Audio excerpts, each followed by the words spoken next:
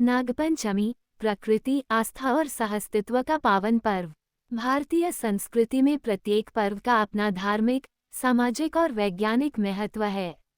इन्हीं महत्वपूर्ण पर्वों में से एक है नागपंचमी, जो श्रावण मास के शुक्ल पक्ष की पंचमी तिथि को पूरे देश में श्रद्धा और उत्साह के साथ मनाई जाती है। ये पर्व केवल नाग देवता की पूजा का अवसर ही नहीं, बल्कि प्रकृति और जीव जंतुओं के प्रति सम्मान तथा सहअस्तित्व का संदेश भी देता है। हिंदू धर्मग्रंथों में नागों का विशेष महत्व बताया गया है।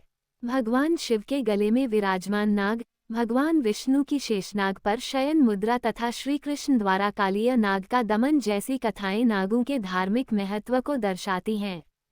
मान्यता है कि नागपंचमी के दिन नाग देवता की पूजा करने से परिवार में सुख समृद्धि आती है, भय और संकट दूर होते हैं तथा सर्पदंश का खतरा कम होता है।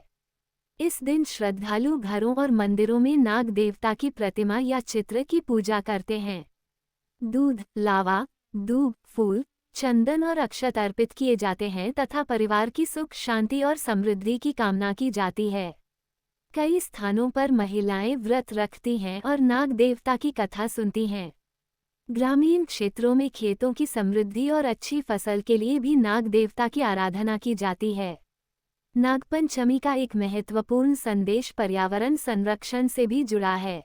सांप प्रकृति के संतुलन को बनाए रखने में अहम भूमिका निभाते हैं। वे खेतों में चूहों और अन्य हानिकारक जीवों की संख्या नियंत्रित करते हैं, जिससे किसानों की फसल सुरक्षित रहती है।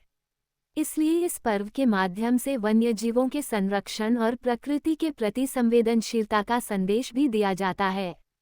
आज के समय में आवश्यकता है कि नागपंचमी को अंधविश्वास या जीवों के शोषण का माध्यम न बनाया जाए। वन्यजीव संरक्षण कानूनों का सम्मान करते हुए जीवित सांपों को पकड़कर प्रदर्शन करने या उन्हें कष्ट देने से बचना चाहिए। सच्ची पूजा वही है जिसमें जीवों की रक्षा और प्रकृति के प्रति करुणा का भाव हो।